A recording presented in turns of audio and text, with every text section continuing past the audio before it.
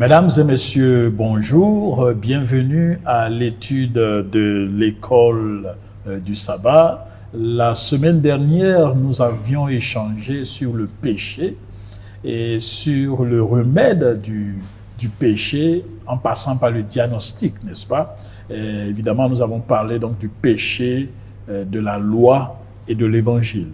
Alors aujourd'hui, nous allons aborder un élément important réellement qui peut nous aider à sortir du péché. Il s'agit, n'est-ce pas, de la repentance et du pardon, parce que c'est deux éléments très importants pour que nous puissions être réellement sauvés et bénéficier de la grâce de Dieu. Nous recevons de nouveau René, bienvenue. Merci, pasteur. Et Clémentine, bienvenue. Merci, pasteur. Alors, permettez que nous commencions notre étude d'aujourd'hui par la prière. Clémentine. Dieu Tout-Puissant, nous te bénissons pour l'occasion que nous avons de partager ta parole. Que ton Saint-Esprit vienne nous diriger, nous guider dans ce moment. Au nom de Jésus-Christ, nous prions. Amen. Amen. Merci beaucoup. Notre texte qui nous introduit dans ce sujet, n'est-ce pas, se trouve dans 1 Jean chapitre 1 verset 9. René. D'accord, merci. Je vais lire le passage, 1 Jean chapitre 1 verset 9. Si nous confessons nos péchés, il est fidèle et juste pour nous les pardonner et pour nous purifier de toute iniquité. La semaine dernière, nous avions ensemble échangé sur le péché, etc. Nous avons vu qu'il faut aller au diagnostic, mais ici, le texte nous parle de confession de nos péchés. À quelle étape de ces trois éléments vient cette partie de confesser les péchés? C'est après le diagnostic. Voilà, exactement. Bien sûr. C'est-à-dire après avoir découvert qu'il y a eu le péché, il faut cela. Et quand est-ce que avons-nous besoin de pardon en général? Après une offense. Oui. Voilà, quand on a offensé quelqu'un ou a offensé Dieu, on a réellement besoin du pardon. Cela va passer par la confession, la reconnaissance, reconnaître qu'on a offensé cette personne-là, cette prise de conscience, et puis l'aveu, et puis demander pardon donc à la personne qu'on a offensée. D'accord. Alors, la leçon nous donne l'exemple d'une maman, n'est-ce pas, qui très occupée le vendredi après-midi à déborder le temps du sabbat qu'elle aimait bien, n'est-ce pas, parce que c'était le jour d'adoration. Et pour finir, elle s'est retrouvée dans le fait qu'elle avait besoin de faire une autre activité dans la douche, et elle a fait. Et juste après cela, il y a commencé par avoir un ressentiment en elle. Alors, est-ce que les éléments de la vie aujourd'hui n'ont pas tendance, avec tout ce qu'il y a autour de nous, à nous attirer, n'est-ce pas, à faire ce qui n'est pas correct? Qu'est-ce que vous pensez? Oui, nous sommes dans un monde vraiment très actif et nous le sommes aussi. Mais il faut savoir faire un choix. Nous sommes appelés à choisir. Il y a ce qui est important, il y a ce qui est urgent. Il faut pouvoir faire un choix. Il y a aussi ce qu'on peut faire maintenant et ce qu'on peut laisser après. Parce que souvent, nous voulons tout faire. Tout est bon, n'est-ce pas? Mais il y a ce qui doit être fait maintenant dans l'urgence. Il faut savoir faire le choix. Parce qu'en réalité, le choix que nous faisons a des conséquences. Et ce que nous ne faisons pas aussi peut avoir des conséquences. C'est pour ça qu'il faut pouvoir faire le choix. Qu'est-ce qui est urgent? Qu'est-ce qui doit être fait maintenant? Qu'est-ce que je peux laisser après sans que cela n'ait de l'incidence sur le cours? Voilà. Le cours. Est-ce que les circonstances de la vie aujourd'hui, avec toute la pression, ne nous amènent pas souvent à justifier, dire, mais Dieu comprend? Dieu comprend, oui. Mais qu'est-ce que tu penses? Oui, c'est vrai, il y a des éléments extérieurs qui peuvent venir vraiment éprouver la fidélité dans une bonne pratique, en fait. Vous avez parlé de l'observation du sabbat. Mais il faut être conscient de ceci, c'est que ce qui est routinier, ce qu'on fait de manière, la routine là, à un certain moment, on s'oublie, on manque de vigilance, et puis les éléments extérieurs viennent nous mettre, et puis on se justifie. Non, bon, Dieu comprend. Il y avait telle chose à regarder, il y avait telle chose à faire. Bon, Dieu comprend, je peux quand même rentrer dedans, transgresser un peu, Dieu comprend. Oui. Vous voyez. Ouais. Donc, il faut vraiment prendre conscience du fait que la routine, l'habitude de faire certaines choses, la fidélité dans certaines pratiques peut être éprouvée par des éléments extérieurs. Et finalement, cette routine-là peut être brisée par les petites, je vais dire, les petites habitudes, on se détache et on transgresse un peu, et finalement, cette observation n'est plus telle que Dieu le voudrait. Dieu comprend nos faiblesses. Oui. On a l'exemple de Marthe et Marie. Oui. Deux sœurs vivant dans la même maison qui reçoivent Jésus. Et il y a Marthe qui veut tout faire. N'est-ce pas? Parce que Jésus n'est pas n'importe qui. C'est un invité très spécial, c'est un ami de la famille. Elle veut que tout soit propre, qu'il y ait à manger, qu'il y ait peut-être de la boisson fraîche et tout. Mais pendant ce temps, Marie est au pied de Jésus, en train d'écouter Jésus. Et Marthe, qui voit qu'elle est seule, qu'elle est débordée, vous voyez, elle vient se plaindre auprès de Jésus. Et la réponse de Jésus nous dit quoi? Marthe, tu es agitée pour beaucoup de choses, mais une seule est essentielle. Donc, c'est de savoir que nous sommes en activité. Faire des activités, être actif, c'est bon. Mais savoir choisir la bonne part, c'est encore mieux. Et c'est ce que Jésus nous demande. Pas être partout à la fois, tout faire à la fois, mais savoir faire ce qui est mieux, est le plus juste, est essentiel pour le Dieu. moment. Est-ce que cette tendance, n'est-ce pas, à entrer dans ces habitudes, à avoir cette pression extérieure-là, ne nous amène pas, puisque vous avez dit tout à l'heure, à justifier et à manquer, n'est-ce pas, de venir au pied de Dieu pour dire, Dieu comprend, n'est-ce pas? Faire en sorte qu'on n'est pas prêt à venir demander pardon. Est-ce que ça ne nous arrive pas souvent? Oui, ça arrive. C'est ce que j'ai tendance à dire, l'auto-justification, bien la justification personnelle. Oui. C'est-à-dire qu'on regarde et puis on dit, bon, c'est que ça n'a pas été bien, mais on regarde, bon, Dieu me comprend, Dieu comprend. D'accord, je n'ai pas besoin de demander pardon à Dieu. Vous voyez. Donc, c'est une attitude vraiment qu'il faut corriger. Il faut corriger. Dieu veut qu'on soit fidèle. Et cette fidélité ne doit pas être altérée. Elle doit être une fidélité permanente dans tous les aspects, quelles que soient les épreuves ou bien les circonstances qui vont survenir. Et c'est ce que Dieu demande. Si nous prenons un peu l'exemple avec votre permission du peuple d'Israël, vous voyez, aussitôt l'alliance prise avec Dieu, voici que le lendemain, ils transgressent et puis ils vont transgresser encore quelque chose. Donc, pour dire, cette tendance-là, on peut commencer quelque chose de bien aujourd'hui. On peut prendre une bonne décision avec Dieu. Je prends l'exemple du baptême. On peut accepter le baptême aujourd'hui et puis demain ou bien au soir de la journée du baptême, pécher. Vous voyez, pour dire qu'en fait, c'est la nature de l'être humain qui est fragile.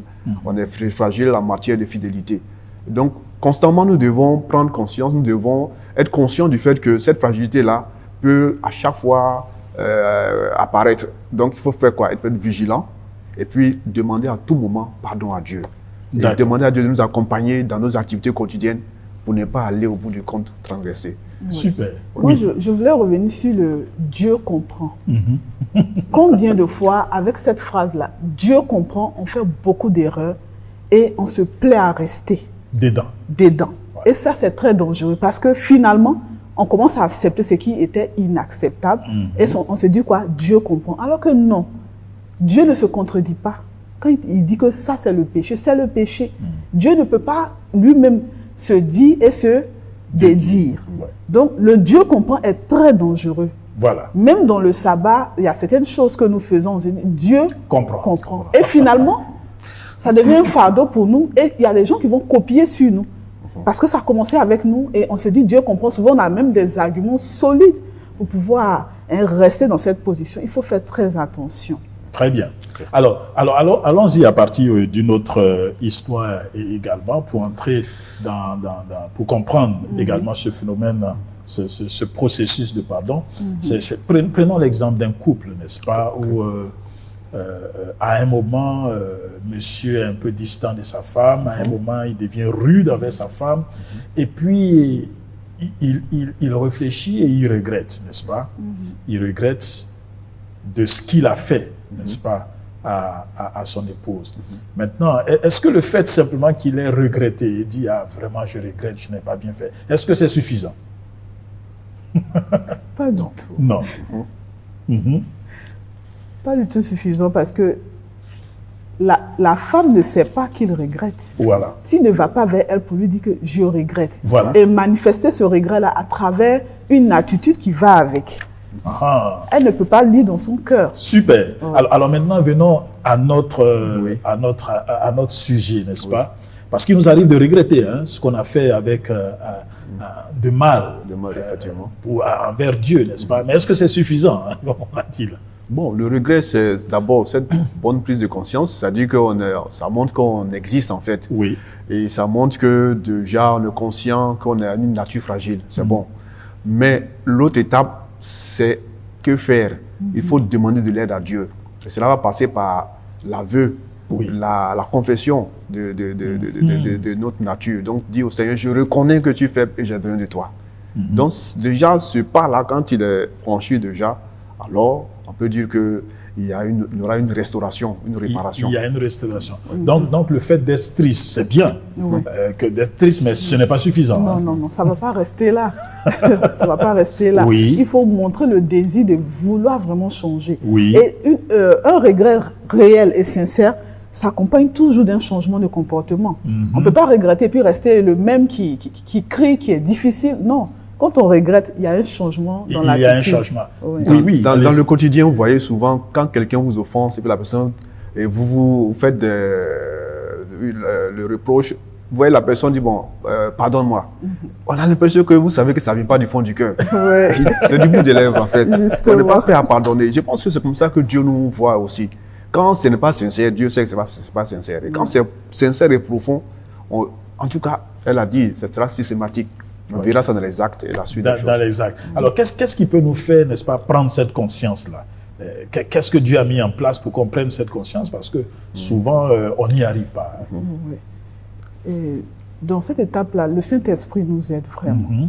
Parce qu'en réalité, un cœur qui n'est pas régénéré par le Saint-Esprit, il se plaît à rester dans le mal. Il se plaît à rester dans le péché. Et c'est normal, ça devient normal pour lui. Mais c'est le Saint-Esprit qui nous aide à prendre conscience. Souvent même, on commet des actes, pour nous c'est normal, mais c'est après que le Saint-Esprit nous interpelle et il y a le profond regret.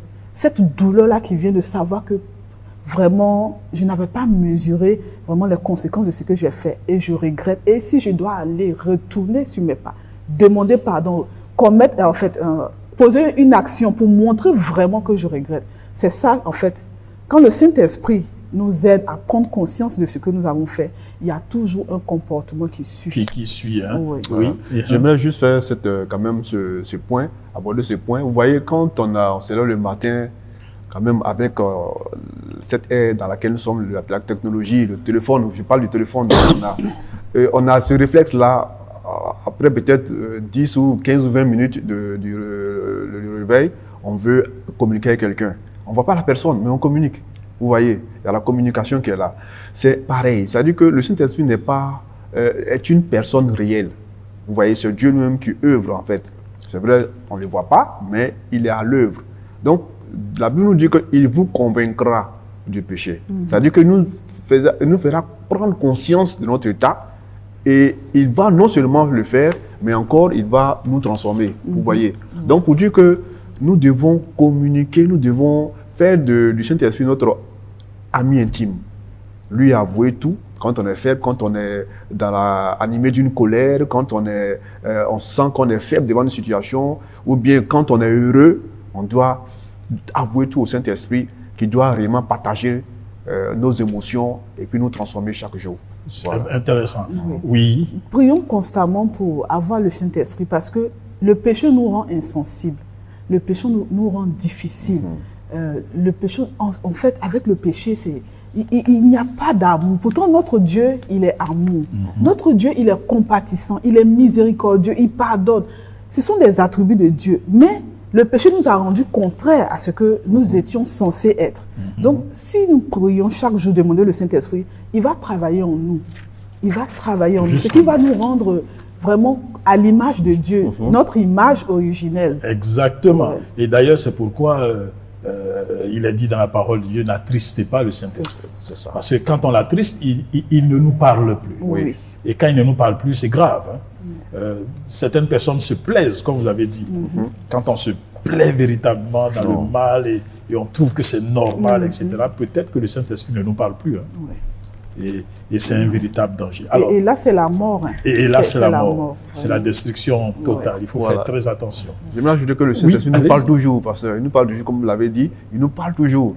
Seulement qu'on est vraiment engourdi, on est totalement... C'est comme quelqu'un qui prend peut-être, qui manifeste une addiction à quelque chose, par exemple la drogue. À un certain moment, il ne sent plus, il n'a plus le sens en fait des choses. Oui. Vous voyez, pourtant le mal agit en lui, en fait. Voilà. Même quand on essaie de lui parler des choses, il ne ressent plus.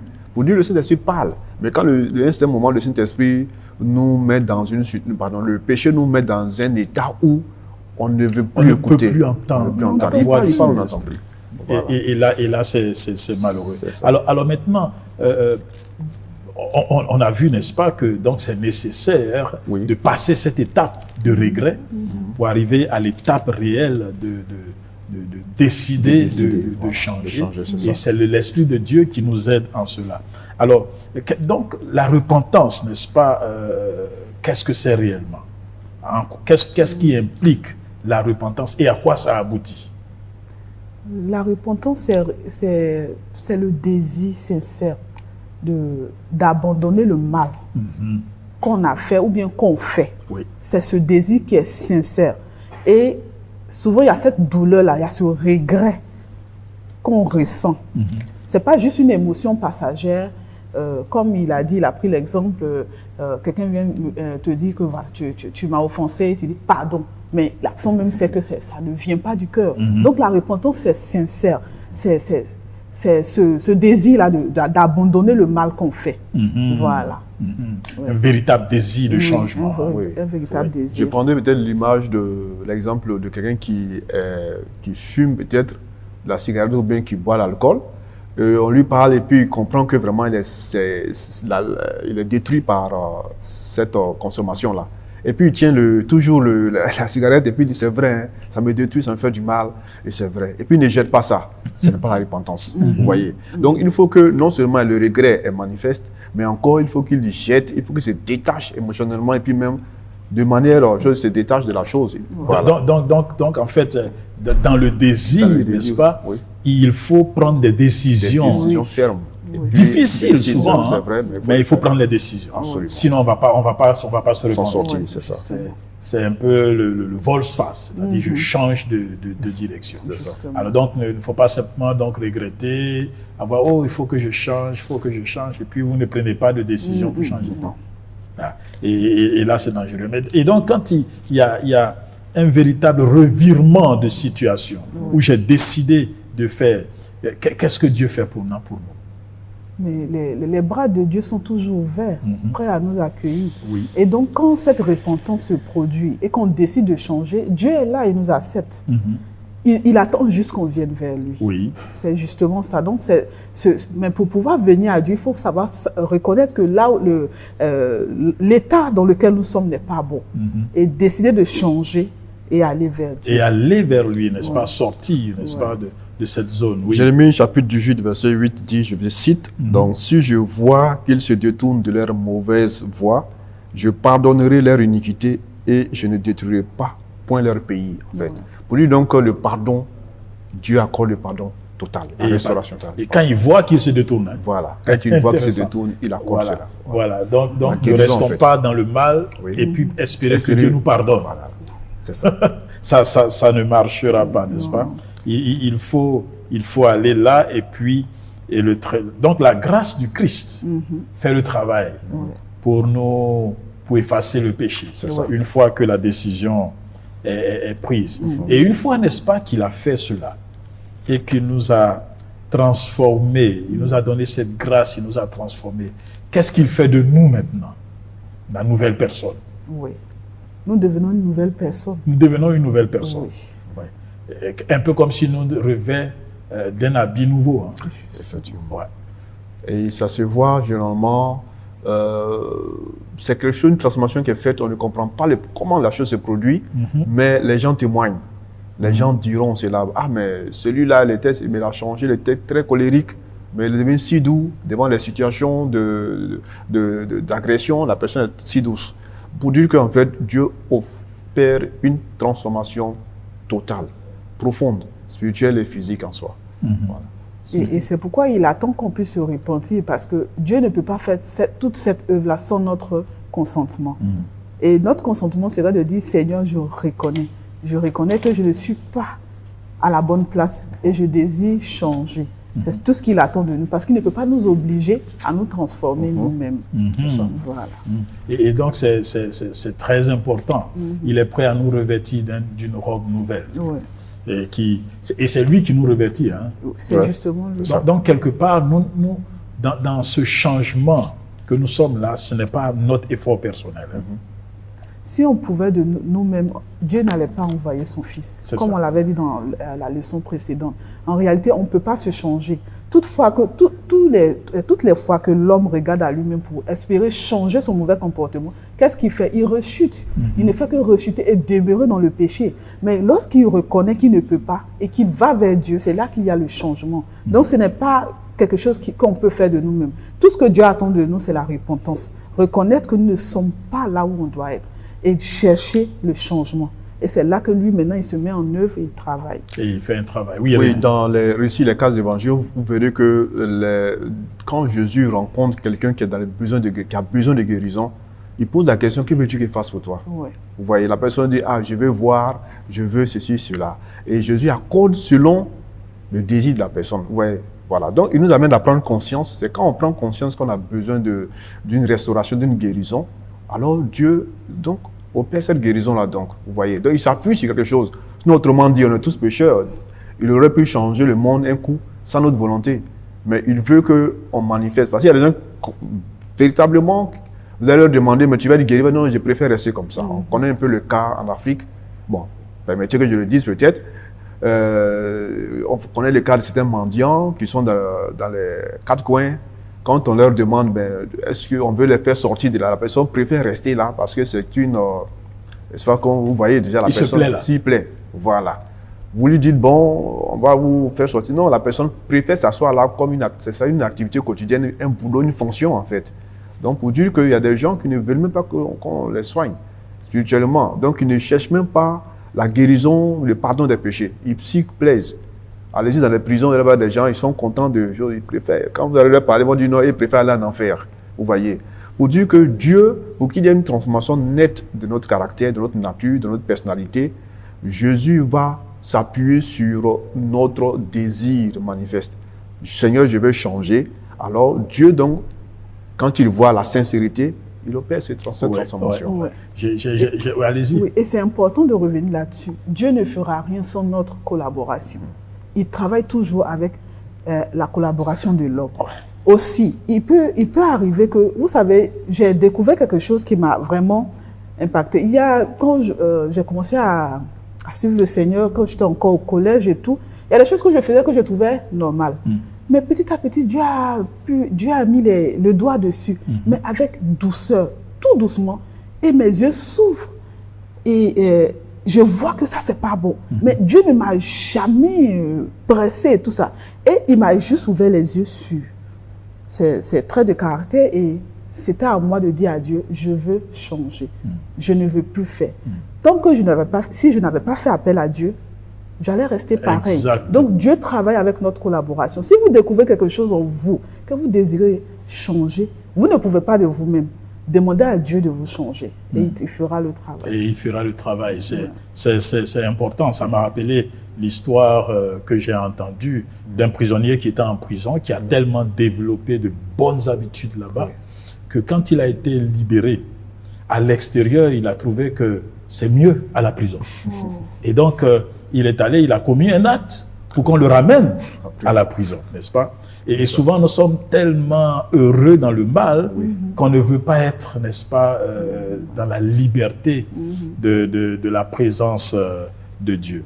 Alors donc, récapitulons rapidement, n'est-ce pas, ces trois éléments importants qui vont nous permettre de comprendre ce dont il s'agit. La première chose, on l'a vu, il faut reconnaître. C'est ça. Voilà. Il faut reconnaître sans excuser le péché. Parce que quand nous excusons, ça n'avance pas. Vraiment, pardon, je veux Oui, mettre l'accent allez-y. sur l'excuse. Allez-y. Vous savez, celui qui excuse son péché, là, il ne veut pas changer. Souvent, dans nos prières, en fait, il faut l'humilité. Reconnaître, mais c'est l'humilité, en fait, qui nous emmène à reconnaître. Parce que souvent, dans nos prières, Seigneur, c'est vrai que j'ai volé, mais c'est parce que je n'avais pas. C'est pas comme ça qu'on reconnaît nos péchés. Il faut faire attention parce qu'on s'excuse devant Dieu. Dieu nous connaît en fait. On n'a pas besoin de s'excuser. Il faut aller directement avec humilité et reconnaître que nous avons péché. Ouais. Très bien. Et ce point que vous avez abordé tout à l'heure, l'idée de la prison, ressortir puis vouloir retourner, ça c'est quasiment, c'est un peu cette tentation que nous avons dans le monde de la foi chrétienne en fait. Souvent à un certain moment, certaines personnes éprouvées par certaines choses de la vie se disent mais bon, pourquoi est-ce que c'était mieux quand j'étais pas chrétien en fait. Ça allait mieux, ça aurait été mieux. Et la personne retourne, vous voyez. Donc pour dire cette repentance en réalité est tellement radicale qu'on ne doit même pas se donner des excuses pour vouloir retourner encore aux choses anciennes. Aux choses anciennes. C'est une question de liberté en fait. Une question donc, de liberté. La repentance sincère nous donne la liberté. Oui. Revenir encore à ces pas de choses nous ramène encore dans la servitude. Dans la servitude. Voilà. Donc, mes amis, donc, il faut reconnaître et deuxièmement, il faut confesser. C'est ça. On l'a dit, hein? Il faut confesser. Et quand on confesse, n'est-ce pas, il faut décider de ne plus recommencer. Un revirement de situation. Okay. Et le Seigneur accomplit sa promesse et nous revêt de la robe spéciale. Alors, mes amis qui nous suivez, chers auditeurs, chers internautes et chers téléspectateurs, est-ce qu'il y a dans votre vie une situation où l'Esprit de Dieu met l'accent, mais vous insistez, n'est-ce pas? Et vous continuez d'affronter la volonté de Dieu, continuez d'aller à l'écart de ce que Dieu enseigne.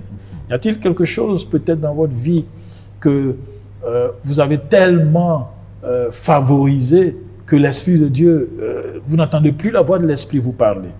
Aujourd'hui, j'aimerais vous dire que les péchés non confessés sont une erreur. Parce que Dieu est toujours prêt à confesser. Alors, plus d'excuses. Venons au pied du Sauveur et demandons-lui le pardon. Il fera quelque chose pour nous parce que quand nous avouons et quand nous confessons nos péchés et décidons de nous séparer, il intervient dans notre vie. Je prie que ce soit l'expérience de chacun d'entre nous ici. Nous allons prier pour terminer. Frère Rémi. Merci notre Dieu pour cette belle leçon que nous venons d'apprendre. Aide-nous à humblement nous repentir et abandonner le péché et accomplir en chacun de nous cette transformation pour que nous soyons comme toi. C'est notre prière au nom de Jésus-Christ. Amen. Amen. Merci et à la prochaine par la grâce de Dieu.